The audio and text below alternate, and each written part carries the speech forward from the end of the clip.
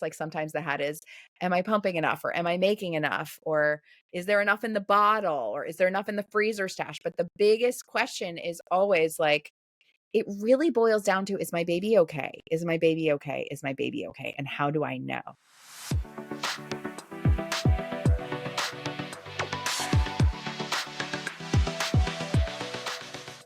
This is Raising Mama, a hilariously honest podcast dedicated to unveiling the hidden realities of motherhood. Our goal is to arm you with the information and tools you need to be your most confident and empowered self. This podcast is packed with unfiltered testimonies, diverse perspectives, and expert opinions, along with a good dose of laughter and tears. Leading you on this journey is my best friend, Megan Stander, who is a CEO, passionate maternal health advocate, and mom of 2 daughters. Alongside me is my best friend, Chelsea Ledson, who is a mother, wife, and registered nurse with her master's specializing in women's health. Let's try to raise the next generation by raising up mamas and maybe raising a little hell. Hey, y'all. Hey, mamas. Welcome back to Raising Mama. Y'all, today we have an awesome episode. I don't know how we landed her. We have Francie Webb. She's an international board certified lactation consultant. She's the founder of Go Milk Yourself. It's this awesome company where she just gives like unmatched support, and she helps provide resources to all the new parents out there trying to navigate feeding their babies. I'm really pumped for today because this lady knows freaking everything about the boobies. But seriously, she has an amazing website. You can go see it for yourself. It's gomilkyourself.com. All the resources are there. Go-milkyourself.com. Oh, lo siento, go-milk yourself.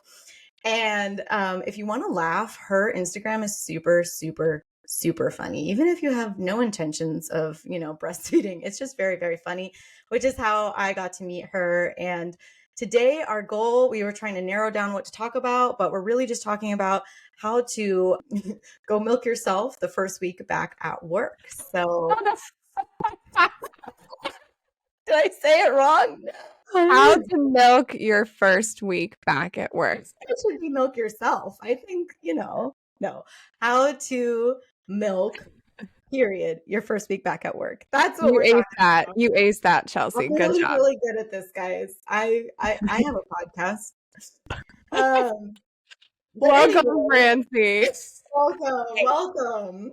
Everybody. I would love to be here, as we always say. Well, let's get into it. First of all, let's just cover the basics. And that's, in your own words, Francie, what's a lactation consultant for all those listeners out there? I'm so glad you asked, because I think a lot of people think a lactation consultant is someone who's going to tell you the right way to do things. But what a lactation consultant actually is someone who supports other human beings in initiating, maintaining, and or stopping lactation, aka making milk with your bodies.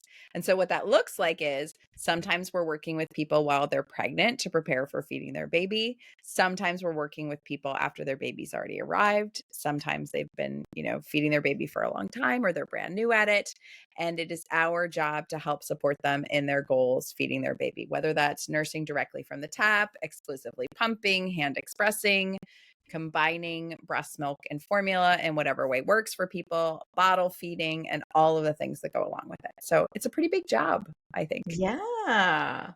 Well, here's my thing from all my research. I mean, I could definitely tell OG lactation consultant. I mean, you have so much years of experience, but how did Go Milk Yourself come about? Was there a mission? Like what, I don't know, what led you to make your own company? That's pretty amazing. Great. Well, it all started when I went to my hospital's breastfeeding class when I was, actually, no, that's a lie. It was not the hospital's breastfeeding class. It was the hospital's newborn care class. And I'm at this class, and, there are times when you can ask questions. I'm raising my hand to ask questions. The woman who's teaching it is a lactation consultant. And at the end of the class, she says, if you have any more questions, like just stay and you can ask them. And I stayed after.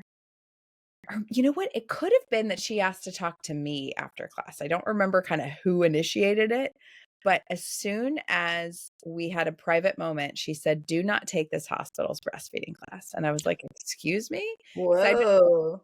I would been with the same OB for years. I absolutely loved my OB. And she was like, the hospital has these classes, take them all. So I'd signed up for them all. And she said, they're going to teach you that there is a right way to feed your baby and you need a special pillow. Instead of taking this hospital's breastfeeding class, please go to the prenatal yoga center on West 72nd Street. I was living in New York. And take Andrea Sims Brown's How to Breastfeed Naturally, which is still the #1 class that I recommend to anybody I work with or anybody who's like thinking of having a baby. And I went and took Andrea's class, and then I started following her around because I felt like every piece of advice that she gave me was real and made an actual difference in my life every single day. And she talked me off the ledges. And I would sometimes, say that I had a doctor's appointment when I got back to work so that I could go to that breastfeeding support group. And so I became someone who was like curious about like these jobs where you get to help people who just had babies make things that are impossible seem possible. And then over time, I started Go Milk Yourself because I discovered in my first weekend away from baby that I could get my milk out with my hands without a pump. And so I started hand expressing instead of pumping while being a full-time middle school teacher. And so on the side, in my last year of full-time teaching, on the side, I started Go Milk Yourself specifically to teach people to hand express their milk. And I started teaching online workshops. And I should have invested in Zoom back then because I would be a billionaire now. But we were like on Zoom before anybody had heard of Zoom. And I was teaching once a month workshops, and I've taught over 100 of those workshops. So I started teaching people to hand express. And then in the course of things became even more interested in how can I help people make this work for them. And I became a doula. I became a doula trainer. I built a busy doula practice in New York City. I accidentally moved to Virginia during the pandemic, like many people did. And in 2023, finally, after 11 years, became an international board certified lactation consultant. And so now Go Milk Yourself now exists as a company to train people. And we train parents to feed their babies successfully. We also train professionals to create lives that really work for them while they're helping parents and families. So that's what we're up to. And that's how it all started was somebody said, don't take this class, go take it. I love that. I mean, That's cool. Yeah. Yeah, just changing the world, whatever. You're like, oh, here's a problem. I'll solve it. I was curious, did you yourself While my DJ revolves it. That's right. Do you not think in like 80s and 90s music all day long? Because I do. I do. It's funny because Chelsea makes a lot of these references during podcasts. And if you're ever watching the show and you see me smile, start laughing, it's because Chelsea has done something so quintessentially her. And people don't know. Well, I think you're going to like one of the things that I'm working on is I have all of these ideas. I have ideas all the time about songs I want to make up about people feeding babies. And my new one to the tune of Rhythm Nation, except it's about inflammation. So in my head, I make these references all the time anyway. And I'm like, wow, we can actually use them for, guess what? Education. Oh yeah. Boy. Yeah, I'm with you. I love it. You're going to be that mama. And they're like, that's my mom making lactation. That's right. So here's my question. I'm assuming, maybe wrongly, that the reason you were so pumped to go to these classes, were you having issues yourself? Like, did you? Yeah. What were the ledges? You mentioned ledges. It was just worry. Oh, there was actually nothing wrong, but I always thought there was. Okay. Relatable. Like until there was, right? I think everybody has a story where like there's a moment where something was really not working. And for me, it was I went back to work and tried to pump enough for baby, and it felt like a Sisyphean effort to bring home the amount of milk that the nanny, we had a nanny share, and she's like, oh, well, could you just pump 16 ounces while you're at work? And I was like, no. I mean, I was getting like 13 ounces on a really amazing day and like 9-ish on a not so amazing day. And I thought there was something wrong with all of that. It was actually perfectly normal output. There were some tricks and tips that I didn't know yet, but like I just had an expectation that I would go back to work and whatever I pumped would be exactly what my baby needed. And then I could just pump a little extra and then have extra. And it just didn't work like that. And nobody told me it wasn't going to work like that. And it was a massive stressor in my life. And so a huge reason that I kept going to the breastfeeding support groups when I was back at work is because I'm like, how can I keep feeding my baby with my milk when I have this whole other job that I actually love and am really invested in, and am kind of annoyed that I have to take a break from every 3 hours in order to keep up the food that's being made in my body. It was like doing a whole bunch of full-time jobs at once. Man, I think you hit a lot of things that a lot of people can relate to. Just anxiety, feel like you're not producing enough, or feeling like you're letting people down. I don't know. I felt all those things myself. I'm curious, because you work with so many women, do you think there's like a top concern that comes up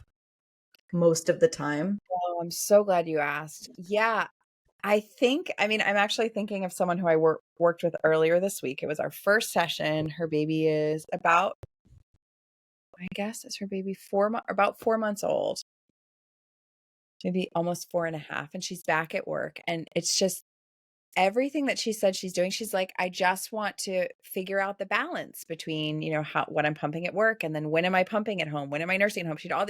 She basically was like, how do I marry these things? Okay. And she told me everything that she was doing, and I, gave her some insight. But mostly I asked her questions, and then I simply affirmed that what she's doing is perfect. Like, really, I'm like, honestly, your homework is to keep doing what you're doing. And then I said, but there's another place for us to look. And when I was a teacher, I was really frustrated that I had some students who it felt like nothing was improving in their reading skills, no matter what I did, even though I was doing what I'd been trained to do. And I actually went back to school to get a second master's degree to become a reading specialist, because I'm like, I need to zoom in on like what's not working. And one of the things that you talk about in reading comprehension and in learning is what's called the zone of proximal development. And that's when you're not quite at frustration level. Like if I open up a book that was written in Greek, that would be called frustration level. There's nothing I can do with that. But if I open up the Berenstain Bears, I could be entertained by that, but that would be like, I'm not learning anything by reading that. It's not like up leveling my brain in any way, right? The zone of proximal development is like the space in which we can learn. And so that's often the place where I'm looking when I'm talking to people, is like, how can I meet them exactly where they are? And the advice that I give them furthers their goals, like moves the needle. And it also meets them where they are. Like, it's not too overwhelming. It's not too easy. I'm not dumbing anything down just because they're like overwhelmed. Right. And so what I said to her, I said, the actual thing that I would like for us to look at together is you having assurance that your baby is getting enough to eat, because that seems to be what is coming up the most for you. And I said, and we actually have stats on that. And the stats that we have are your baby's weight, which is awesome. Like, you got a 16-pound, 4-month-old baby. Your baby's great. And I'm not going to be the person who's like, your baby's fine, don't worry, because you're worrying. And it's important to me that you're worrying about that. And I want to support you in that. But what I want you to know is there's actually nothing to worry about in terms of your baby getting enough. So can we take a look at what would give you peace of mind so that you can use that mental energy for something that you choose instead of feeling controlled by it? And I think that is, it looks a lot of different ways, like kind of wears different hats. Like sometimes the hat is, am I pumping enough, or am I making enough, or is there enough in the bottle, or is there enough in the freezer stash? But the biggest question is always, it really boils down to, is my baby okay? Is my baby okay? Is my baby okay? And how do I know? I saw a lactation consultant, and funny story. So my daughter, my first baby, she was born on October 29th. So it was like during the World Series, and 2 days later it was Halloween. And that's when I went to like our community, family. I don't know. It was a great place in Ventura, and they had lactation consultants. But when I walked in, the whole office of consultants, they had all decided to dress up as people from Call the Midwife. Oh, makes me so happy, because I'm obsessed with that show, and I would dress as Chummy or Jenny Lee in a second. That is so funny. Okay, but me new mom, never having seen a lactation consultant in my life, That was very weird, I for bet. about 5 minutes, I thought that like this is what they wore. And then I was like, oh, yeah. Like I forgot it was Halloween. Like I'm 2 days postpartum, you know. It was. That is so friggin' funny. Oh my gosh. But it was pretty surreal. But anyways, so that was, you know, I remember the scale and I was so lost with all of it. I was like, what is this? This is like some new sport I need to learn and I don't know. And it was like snowboarding for the first time, which I taught myself how to do. That's impressive. Kudos. I know. I'm an expert breastfeeder now. But so anyways, yeah, and the weighing and all of that, but I just felt like she was a total magician and I didn't realize how insanely complicated it is. It kind of is, right? Like there's a lot that goes into it. It's so complex. And I tell people all the time, like, listen, a lot of people, okay, so I had my first baby 12 years ago. I had my now last baby 3.5 years ago. So like I've still got a little one, but also my first time mom thing was like, 12 years ago. I think you two know this, but I'll share with everyone. I have sisters who are identical twins and they were born on my 10th birthday. So like That's wild. they tell my mom at her like 40-week appointment, we're inducing you tomorrow. And she's like, I can't, that's my kid's birthday. And the doctor's like, well, I planned truly, like sometimes you'll hear this, like the doctor was going on vacation, but legit, this doctor who had been there for her third birth and her fourth birth, because these were her fifth and sixth babies, said to her, well, I planned my vacation for like 40 weeks and 2 days for your due date because I never thought you go to your due date with twins, fifth and sixth babies. So they induced her on my birthday and the doctor was like, maybe they'll be born after midnight. And my mom's like, you want me to show up at 6 a.m. and I'm supposed to hope that they don't come until the next day? No, I'm not on board with that. So they were born on my birthday. And so I get to, and I've gotten to be the doulist for both of them, lactation consultants for both of them. They both had babies in the last year. And so I see major differences in what it's like for a new mom in 2023, 2024 than it was in 2012. It's fascinating. Well, what is it? What's the differences? Yeah. Yeah. I mean, I think the people I work with tend to have experienced a lot of professional success at this point in their lives that they're having their first baby. And like I had my first baby in New York and I remember saying to my doctor like, oh, well, but I'm going to be 35 by the time I consider having a second baby or something. And she's like, you must be from a small town because here in New York City, all my first time patients are over 35. And I realized like truly a lot of my friends who I grew up with and people I knew growing up had babies a lot younger growing up in Virginia than my friends were having in New York. Like we were the first of our friends to have kids and we were 30 and 35 when they were born. Okay. And so what I'm seeing now is like that my clients are having babies a little bit later in life than they were even when I started this work, which officially was about almost 9 years ago, but unofficially 12 years ago. But most of the people I work with, like kind of my typical client is someone they're used to being effective. And even, right. And like even 5 or 6 years ago, I would have said they're used to being in control or they're used to things going their way. And that's not how it feels or lands now. They're used to being effective. They're used to putting in a certain input and expecting a certain output. And that truly is a distinct experience from someone who's like type A trying to control everything. Like these are people who I feel attacked right now. Well, right.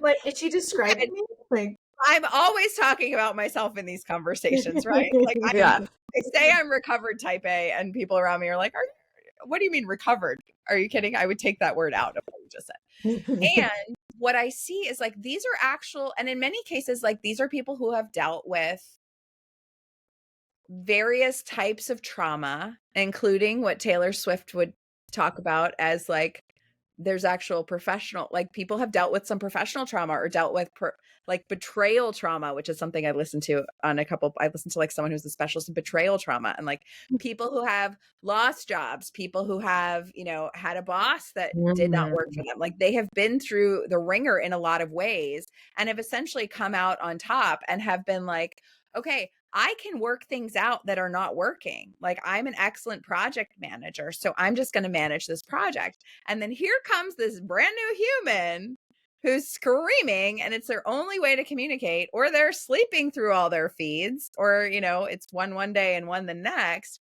And they're like, I see absolutely no predictability here. And that's because there isn't predictability. And so I tell people all the time, like, you are going to expect, it's one of my favorite things is when I get to work with people before their baby comes, because we can manage expectations. I can say, you're going to expect to put in this input and get that other output. And that is not how this is going to work. Everything that has worked for you up until now in your life, everything that's worked for you, we have to throw it out the window because there's this whole new human involved who cannot speak to us about their needs. And also the nuances of milk making are infinite. If somebody says to me, can I put a haka on, for those of you who don't know, a haka is like a passive milk collector. It's made of silicone. Hold on. I have one a couple feet away. I'm going to grab it. I'll show you the haka. So it's a passive milk collector and or manual pump. It looks like this. Okay. And you can essentially like flip this part out and stick it on your breast, bare breast, and then it'll suction on here. And then milk will just kind of drip or fall or pour into it. Trickle. Yeah. There you go. Trickle. Exactly. And if somebody says to me like, hey, Francie, can I just pop the haka on while I am, when I'm nursing my baby, can I just pop the haka on the other side all the time? Okay.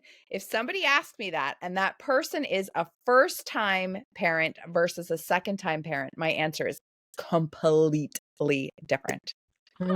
Like one of my friends who just had her fourth, very dear friend of mine, she texted me and she's like, I don't understand why she's like, oh my God, the haka is the best invention ever. Like, how did I not have this before? And I was like, it can be. It can also cause a lot of problems.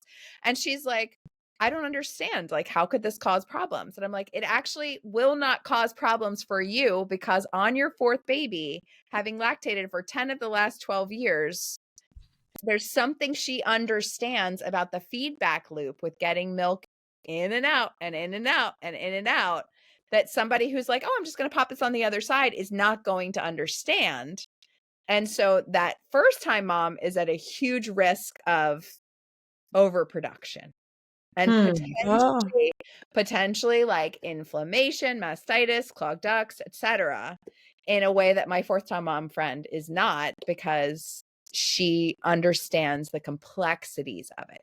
And there's also like, I love all the science lessons that can come up. And like my high school self would be like, what are you talking about? You hated physics, and like I was pre-med, I dropped out of organic chemistry. Like I've never considered myself a scientist. Okay. Definite English major. And one of my favorite science lessons is a physics lesson. And I'll just give a brief synopsis here, which is basically there are two different types of pressure. And one type of pressure is a vacuum that pulls liquid out of an environment, like a baby's mouth that creates a seal, the haka or a pump creating a seal. The vacuum that is created pulls air and then pulls liquid. So that pulling is called negative pressure. But there's also something called positive pressure. And positive pressure is when you put pressure into an environment. Like if I'm hand expressing on this breast, okay, then if I compress my fingers into the breast tissue, that's going to push the liquid. It forces the liquid out of the openings that are there, which are officially called milk duct orifices, which always makes me laugh every time because it's like, that's just such a funny word. It's like the holes in the nipple. No, the milk duct orifices. So negative and positive pressure, there's a big dance that's happening when people are pumping, when people are nursing, when they're hakaing, when they're hand expressing, when they're doing whatever it is they're doing. The dance of negative and positive pressure is a lens that I like to use to look at how effectively is that milk being removed. But most people don't understand that concept because that's not what we talk about much. And what I find, I teach it to most people I work with because then it gives them a context to make choices. So that is just one example of the complexity of making milk with one. Okay, so just like so I understand this properly, I get negative and positive pressure, but Sure. you mentioned like effectiveness. Like, how are either of those going to affect Great. milk supply? Great. Yes, perfect. So what we see more and more over time is that adding positive pressure to the removal of milk creates a more optimal environment for the milk production. That if the only thing ever used is negative pressure, so an example would be someone who's exclusively pumping and they're not compressing or massaging, it's only a vacuum that is removing the milk, okay? When someone is exclusively pumping, it tends to be, I'm going to use a word here. I'm just going to use this word. I'm not going to judge them using this word because it's what came up for me. It is probably more dangerous for someone who's exclusively pumping to go 5 hours without getting any milk out when they are 8 weeks postpartum than someone who nursed 5 hours ago. And what I mean is, like, they're more at risk of inflammation, they're more at risk of pain, they're more at risk of feeling like they've gone back into that engorgement stage if the only thing that removed the milk 5 hours ago was negative pressure. So is breastfeeding also positive pressure then because of the baby's tongue? Ah, that's right. Got it. That's right. That is fascinating. Yeah. So and then there's some cases, like literally everything is a caveat, right? Like there's some cases, I've been working with a couple people like this recently. There's some cases where people's milk supply is so abundant, their production's so abundant that the breast is like a tap or a faucet, and the baby doesn't actually have to use their tongue, jaw, and cheeks to get the milk out. They can literally just, the way one of my favorite lactation consultants on the planet, if you're not following her, you need to, is Rachel O'Brien. She's also an expert in bottle refusal, which is a massive stressor for people when their babies won't, right? Been there totally. And she, the way she put it to me, I did a one-on-one with her recently, and she said, some babies, they're used to having their food delivered to their mouth. And I think of it as like the DoorDash person. Like, it's like, oh, like porch drop off or whatever, right? The baby doesn't have to use positive pressure to get the milk out. And there's an impact on babies when they're not using these muscles in their mouths. But there's also an impact on their parents because, the faucet is constantly running, if you will. I got it. Okay, I'm so interested here. I've got 3 scenarios for you. So let's say you are that new age person that you're saying of, not of the 8 years ago, where you want to be highly effective. Maybe you're like well off in your job or you're set in your career path and you are recognizing that you're just not hitting this effectiveness. What managing expectations, that certainly sounded like the first big giant hurdle. And then the next, maybe like, what would be your second big piece of advice in general? Obviously, like you said, every person's individualized, but once you've gone through just like the mental aspect of it, what could be maybe the next things they could like consider? Right. That help. Yeah. And is this person pregnant or is this person postpartum? Postpartum. Okay, great. I'm going to say something and I'm not going to judge that I'm saying it. It's what came up for me. Stop trying to do it by yourself.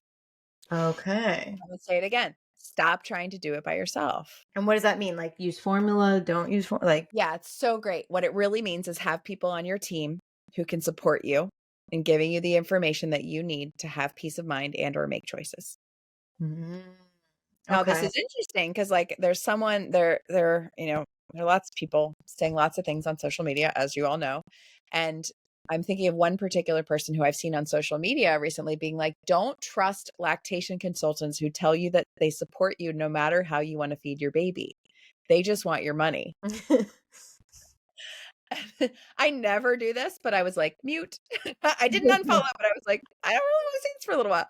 And I was looking at it because I'd seen this person say this a number of times. And then I finally was like, I can see why this is, because I'm like, am I just like being offended? Like, what is it? And I realized what I wanted to say to her. Like, if I could sit down in a coffee shop with her today, I'd say, has it ever occurred to you that I and many of my colleagues actually are interested in supporting people no matter how they want to feed their babies? That actually, that is what I dedicate my days in my life to. That is the definition of what I'm up to. That if you are Megan and you have a baby and you want to feed that baby and you choose me to be on your team, which is an honor in and of itself, then I'm going to support you in whatever way you choose to feed your baby. I really actually am. And I'm not saying that so that I get your money. And I also am a professional who does get paid for my services. Like, that makes sense, right?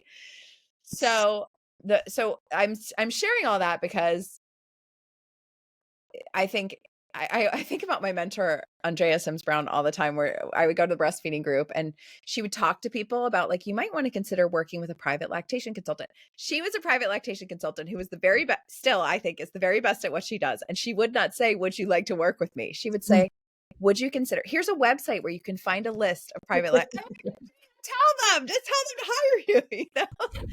And almost all the time they'd be like, can I just work with you? Because we were all just crazy about her and she just made us all have peace of mind. But what it really comes down to is, like, ask yourself who's on your team. And the person on your team might be your best friend. It might be your sister, or your sister's advice might be driving you totally insane, right? But it's really like, when I say stop doing it by yourself, what I really mean is we are, in a lot of ways, like, being like, I shouldn't say that. I'm just going to say it. I am newly postpartum. I am not to be trusted. Like, I make an objective decision when I recently grew a human in my body, got that human out, and I'm now tasked with recovering from the birth, caring for this human, trying to get some sleep at some point. Like, I tell people all the time, and this was really something that came up as I became as I served more people as a doula. It's like, hey, lack of sleep colors everything. Yeah. If you told me today's what, Thursday? If you told me that between now and Sunday morning, I was going to get newborn mom style sleep, and then on Sunday I was expected to, like, drive 5 minutes to the grocery store, I'd be like, I can't drive then. You know, let alone make decisions about feeding my baby, or, like, you know, some of us have had to make decisions with medical providers for other medical things that are going on with it. Like, I had one kid who my second could not turn her head to one side at all. We tried all these things over many months. She ended up getting a helmet, which was this whole thing because people have things to say when they see a baby in a helmet. And I had stuff about it. But, like, when I was in a very tender space postpartum, I was having conversations with various medical providers about this thing going on with my baby's neck. And that was tough. And so I say, stop trying to do it by yourself, because you're exhausted and overwhelmed. And that doesn't mean you're doing it wrong. It doesn't mean you're not a capable person. It just means you're really freaking tired, dude. Yeah. Well, what if you are in an environment where it's not supportive? Like, what if that your work environment is the very environment where it's not even, you know, covert, it's overt, that, like, they don't want you know what I mean? They don't want breastfeeding. They want you interrupting their meetings. You have to look a certain way. I mean, then how do you navigate that? Like, do you just quit your job? Yeah, that's such a great question. I mean, I think going back to work is, you know, people always say, like, the 5 biggest stressors. Like, people say, like, being fired or moving, or, like, people always say it's like the death of a spouse, right? Like, there are these things that are like the top traumas in life or whatever. I think that going back to work for many people is one of the biggest transitions that they may ever go through in their professional life that isn't treated as such by as a whole. Like, it's massive. Like, one of my sisters just went back to work on Wednesday morning, and I have 4 sisters and my mom, and we're all texting all day long. And that morning someone's like, you know, hey, happy first day back at work. And my immediate thought was, oh my gosh, I'm a total jerk. I didn't call her first thing this morning. This is the biggest day, you know?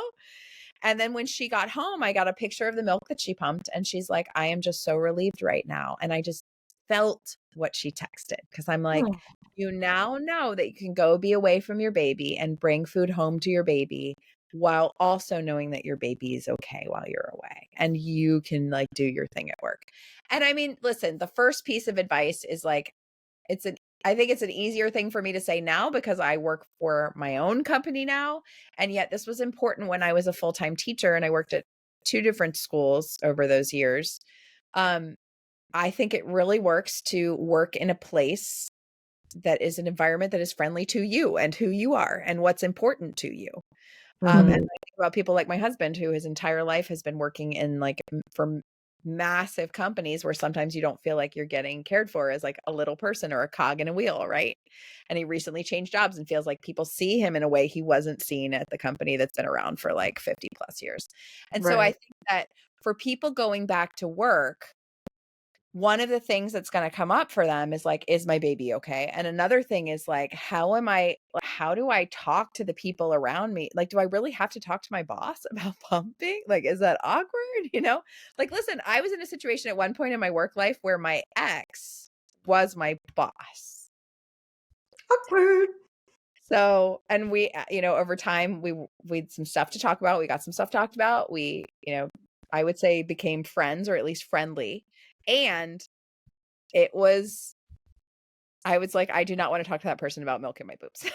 Okay. But I mean, I tell people like, I think about what do I need to do to set myself up to go back to work? There are a number of pieces, but one of the pieces is where are the places that you're afraid to communicate and see if you can like deal with that fear to communicate, because there are going to be times where for actual health reasons, you need to communicate something. Like if a meeting runs long or a project deadline gets moved or someone's out and you're asked to take over something. Or, I mean, I think about teachers all the time because I was a teacher for so long, but like elementary school teachers in particular, because they teach the same class all day long, like they don't have like I taught 90-minute periods as a middle school teacher, and then you'd have a prep period and some 45-minute periods. So like it wasn't that hard for me to find a time to either pump or hand express for 20 to 30 minutes.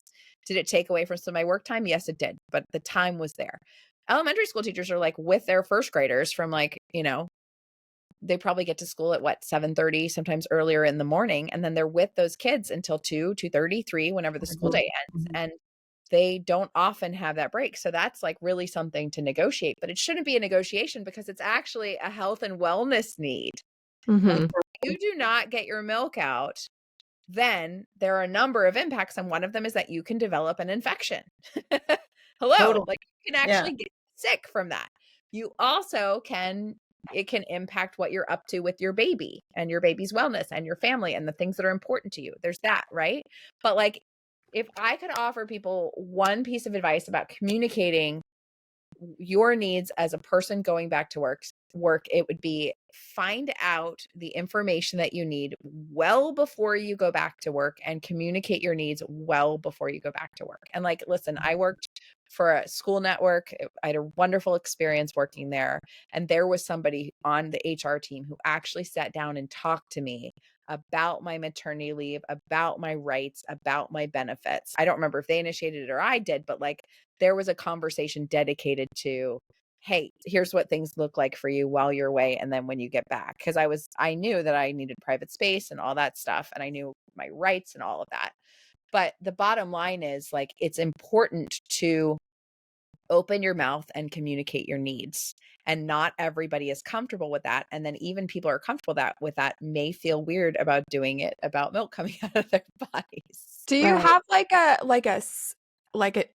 any help on wording that? Like I sometimes like on my, notes on my phone, if I know that I get like really anxious in certain situations, I have a list of like things that I'm like, oh, okay, this is what I say. Do you have anything like that? Like say you're in the middle of a meeting, it ran over, you have to pump. Your boss is a dude. You don't want to talk about your boobs in front of him. Like, what do you say?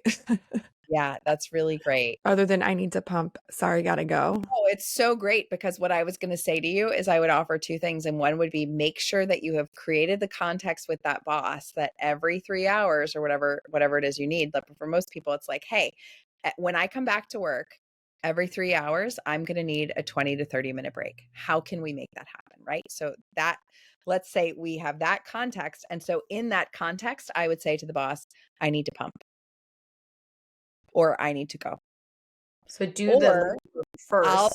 yeah, exactly. So like they already I know. know. And also like that's actually a really great thing to do as a human is to manage everybody's expectations. Like if it's like suddenly you're taking 20 to 30-minute breaks every 3 hours and you weren't before, like it works to communicate with your work team about that. And so people can use, so I love that you asked that because I talk with doula clients about that, you know, like what are the sentences that you can use in the hospital when things come up during your birth? So it's the same thing. It's like, I'll be back in 20 minutes. And it's also like I had an interesting conversation with my mom when my husband went back to the office for the first time. I was explaining my stress about school was on a 2-hour delay 2 days in a row, but my husband still went to work at the same time, and like all the things that I had to do and what it did for my work day. And like, you know, at the time all my meetings were started, that's the time I'd drop off all my kids, you know, and I was just like the patriarchy. I was just like really angry those 2 days. And my mom said to me, "What do you think would help?" And I said, "I think what would help is my husband saying to his boss, when school is delayed by 2 hours, I will be here 2 hours later." And my mom said, "Well, I think that's a lot to ask." I was like, "Is she joking? Is she not like what?" And then I said, "You know what, Mom? In 2024, it's actually quite normal for someone to say to their superior, here's the day that I'm taking off. Here's when I have a doctor's appointment. Here's when I'm leaving that day. Here's when I'm arriving late that day." You know? And like, yes, there's a like confidence piece about that, but there's also, we have an opportunity to say how it's going to go for us while also creating and maintaining a relationship with that other person, that we trust each other to be our word, to do the thing we promise to do with each other at work. I promise I'm going to get my work done. And also I'm going to be 2 hours late, or I'm going to be away for 25 to 30 minutes for, 30 minutes every 3 hours. You will not see me. I'll be in a private room. Yeah. And we talk about that too on our mat leave episode, that like people don't even know that it's actually like the law. If you work for a company with more than 15 people, they have to make reasonable accommodation. So it's not just you personally think that that's correct. Like Joe Biden, the entire federal government also agrees that that is reasonable to take your pumping breaks at work. So it really is, it's not a way far out there idea, but communicating certainly is the hard part, because like you said, first you got to communicate with yourself to manage your own expectations. And then you have to then communicate to someone else new expectations. Exactly. It's Yeah. like a lot of work to do when you're just learning something for the first time. Yeah. And I'm so glad you said that, because what just came up for me is like, how many of us cannot believe in those first few days and weeks, we cannot believe that we can't sleep more than a couple hours. Like, Right. he warned you. It's like, wait a second, for how much longer am I not going to get a full night's sleep? And in some ways you're like, for the rest of my life, but it's also like the expectation of, there is something that, if I am lactating, there is something that has to be done for my body, within my body, from my body, 8 to 12 times a day, with some variability. And then we're lucky our babies are sleeping longer, things like that. That is something that by the time many people go back to work, they've adjusted to. Right. But then there are all these people who already know you who don't understand what you're doing, or they do. There may be people who have, there may be lots of experience with people who are lactating at that office. And I've worked with many, many people where they're the very first person who's ever had to pump when they got back to work. Yeah. Yeah. I was just gonna say that was me. And then I had to, but I was like the boss, so I got to kind of make the rules, but I also happened to be the first female that had a baby. But then I also got to experience it. Someone like a year after me had one too. So that was cool, because I was actually glad that I had gone through that myself first. That's right. And then I knew exactly what to do. I'm like, you're going to need a place to pump. Like, we set up a whole area, and it was like no big deal. But I was telling her in the Chelsea in the last episode that we did, that I didn't accommodate myself properly, because I hadn't experienced that anywhere before. So I just like didn't know, like didn't think about it. But luckily, like I have a personality where I just kind of do whatever the fuck I want. So that works. Well, there are a lot of people who are not like you, Megan. There are a lot of people who are like, I don't want to ask for any accommodations. I don't want any kind Yeah. of treatment. I don't want to ever be looked at as different in some way or asking for something different in Yeah. some way. That's there for a lot of people. I know. And that makes me sad. Like that makes me wish that there was more training for management in stuff like this. Yeah. That it doesn't have to be such a Mhm. battle. And Mhm. I get tired all the time regarding anything related to this where it's like I'm just so tired of being like strong, or like I'm so tired of needing to advocate. I'm so tired of like can't can I just like have a break and have someone like take care of me? But I guess Mhm. that's like where lactation consultants come in and why you emphasize Totally. getting the support. Yeah, and I think, if I'm working with somebody or in the early days and weeks after their baby's born and they're not going back to work or there's someone I'm working with who's a teacher and it just so happens that she'll be away from work for quite a bit because of where the summer break falls and when she had her baby. She's like, there are people who we're having a session and they're like, oh my God, but what do I need to do 4.5 months from now or 2 months from now or 4 weeks from now or whatever? And Yeah. I always tell them, and like, thank God, most of our clients now, their visits are covered by insurance, as it should be. We're still fighting for the ones that aren't covered to be covered. But like, this is absolutely a health need. But people are saying like, but what about how is this going to look in 3 or 4 months? And I'm like, I'm happy to talk to you about that in 3 or 4 months. Mm. Like, let's talk about it then. And so I have a lot of people who come back for a session in the weeks before they're going back to work. And then maybe we'll do a session. And then if anything goes wonky, like if in the first week they're like, oh my God, I'm not at all producing what I thought I was going to produce, things are going funky, then we have a session. Or we thought the baby was going to take a bottle, he's not, what do we do? Like all those things come up. I guess I'm such a big fan of like, have the people on your team who you trust so that if and when anything comes up, you have them, your go-tos. You don't Mhm. have to spend any emotional energy or any of your time or any of your money searching. Like I remember before I had kids, I was a big meditator in the mornings and I went to like yoga retreats and had this really great meditation teacher at one of my yoga retreats. I'll never forget. He said, practice meditation when it's easy Mhm. so that when it's hard, you have it in your toolbox at any point. He was like, just practice when you get up in the morning, like just practice. And then when, somebody dies or you're upset about something or there's a bad breakup or you're in traffic or whatever it is, you can just like draw on that. And I feel the same way when I say to people like, this isn't usually how I say it exactly like this, but the vibe is basically stop trying to do it alone. What I usually say to people is who's on your team? Like, let's gather your team. And sometimes the lactation consultant isn't the only person who gets to be on the team. Like sometimes if a baby, like I'm working with some clients whose babies have some bottle challenges, and sometimes we need to bring an occupational therapist, a speech and language pathologist, a physical therapist, a cranial sacral therapist, like, various other professionals onto the team. And it's always in the name of that person having an optimal experience. And what I really mean by optimal is that the experience goes the way that they would choose to go. It doesn't necessarily mean it looks exactly how they thought, but they're supported throughout. It doesn't take as much time and energy to like resolve something that's not working because you know exactly who to go to, or you've been through it before, or you know the tools, your options. Like I want people to know their options and I want people to know who their people are. I mean, yeah, that's a running theme, I think, for so many of our episodes. Like your support network is pretty much invaluable because it's really who you rely on when things get tough and when you can't do it yourself. And this is a time, maybe for so many people, it's the first time they really can't do it all by themselves. Yeah. So that's an That awesome. being that being said though, whenever we do talk about support networks, Charles, I get this like cringy feeling. Oh, Mm. tell me. Maybe it's because I have social anxiety. Maybe it's because I also know that oftentimes that can be associated with having money.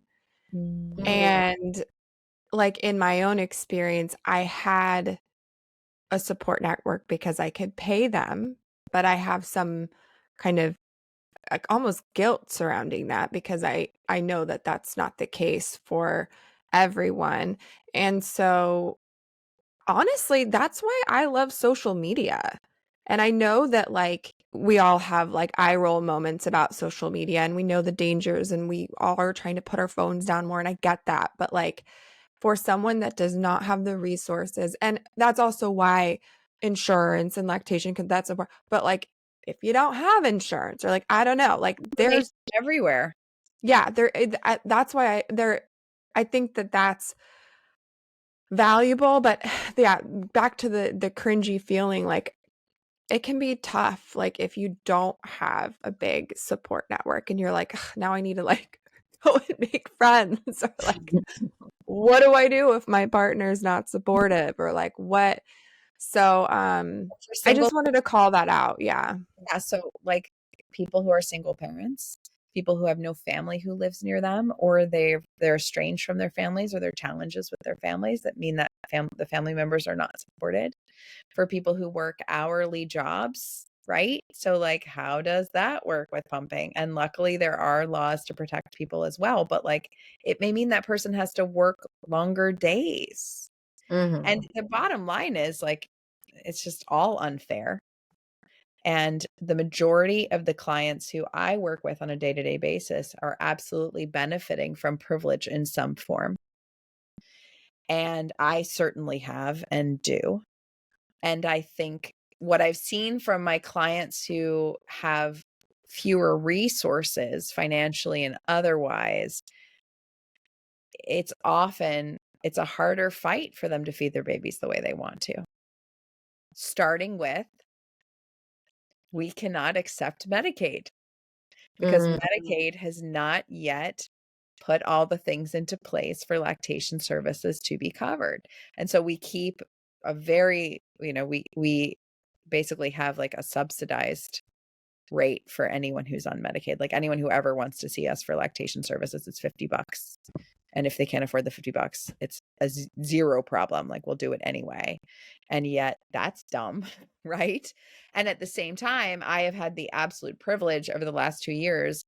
I've trained over 100 WIC professionals. So these are peer counselors who work for WIC and support people feeding their babies. And a lot of the people I've also trained are nutritionists who work with patients who are on Medicaid and people who have WIC. And they have, the same like concerns and issues with conflicting information and wonderings that anybody else does. And I'm very grateful for the resources that WIC and a number of other organizations provide, including many community-based organizations. And yet it is not sufficient in the least. Not at all. Well, I'm just super pumped that, like I said, I don't know how we snagged you on this podcast because I'm just so grateful that for those out there that, just want to get some free information, it's like you can always just tune in, or obviously, like you said, not just this, Yes. like there is a lot of stuff on YouTube. And I know that you're doing so much to impact the community, like helping people who are with WIC and helping people who are nutrition, like I mean, slowly and surely, it's like we're trying to get there and help everybody who needs it because obviously it's not just everyone needs to feed their baby the way that they, is best. So I feel like you're making a huge impact there. So I'm just really grateful for all the work that you're doing because not only you're like some Mother Teresa who teaches middle school, which in and of itself changes the world, but like you really took on this huge challenge, which is for a lot of people there's just not enough information about it or access about it. And you're like totally making the ripple effect. So I'm just anyway, feeling very grateful that you're making that huge impact and doing all this work on it. And you guys have some resources coming out soon, right? Yeah, I do. Yeah. Yeah, the first thing, so one of the things that we've alluded to here is that we offer lactation support, and that anybody who needs lactation support for any reason at any time in their journey, pregnant or postpartum, we do that. And you can go on our link. The easiest way is to go on our link on Instagram. And then if you have insurance or if you have Medicaid or if you're paying out of pocket, like those are all options. We keep it very affordable if your insurance doesn't cover it or if you prefer to pay out of pocket. And you can set up a session within 2 business days, anytime, all the time. And then we've been working on a resource that is available as of today, and it's called How Working Moms Make Breastfeeding Work.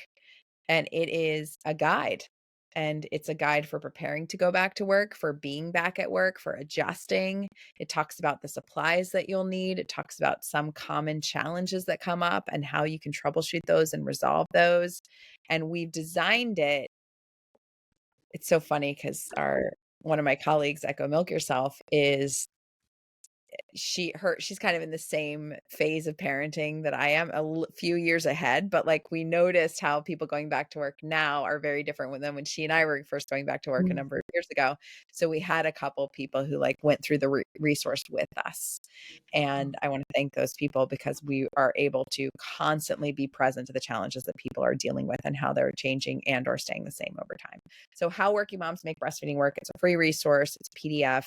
Everything on our Instagram is designed to like provide information with some of the most commonly asked questions around feeding babies.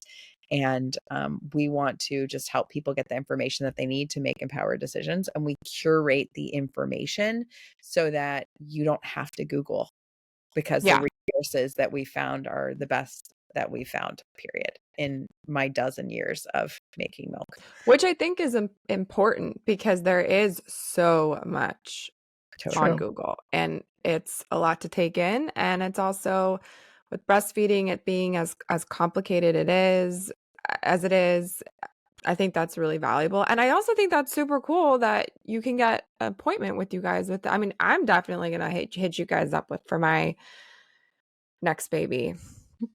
Also, it's also very, very funny. Oh, your Instagram's so funny. We have a lot of fun. We have so Well, yeah. I feel like we could literally probably talk for like a good solid week. Like you just have so much that I could pick your brain on. Like already I was like, oh, I wanted to talk about pumps and I wanted to talk about, there's just so much. But yeah, I know that I have to value your time and our time. And I was just going to leave Megan. We usually have a closing question. A lot of the times I say it, but this time I'm going to go put it in Megan's court. You want to give her the last question? For our listeners, we ask everyone this. Is there any, as Chelsea likes to say, nugget of wisdom or just like any advice that you want to give or just anything that you want to say to the listeners? Doesn't have to be about pumping or, going back to work, but just anything that you want to put out there. I think the most important thing that I want to share with anybody out there is that you deserve to be cared for. Like the vast majority of us are excellent at caring for our children and not as good at caring for ourselves. And then we all have those moments where it's like, someone just take care of me right now. And I just want each and every one of you to know that like you are deserving of care and great care, compassionate care, complete care that meets you exactly where you are so that you can have the things that are important to you in feeding your baby and other parts of your life. Wow. Thank you. Yeah. That was not a funny thing. No. We do it. Go Milk Yourself. We do funny things. We do profound things, and we make a difference. That's what we get to do. It's pretty awesome. I love it. Super awesome. Well, thanks for coming on the show, and hopefully we could talk to you maybe some other time. Can't wait. Yeah. Thanks so much, Francie. Now go milk yourself, everybody. Go milk yourself. Go milk yourself. Bye. Thank you for tuning in to the Raising Mama podcast. Your presence means a lot, and we hope you found our discussion insightful. To become a part of our community, follow us on Instagram at Raising Mama Podcast. Explore resources on the Raising Mama Village located at www.raisingmama.com. You're never alone on this motherhood journey. We're here to support you every step of the way.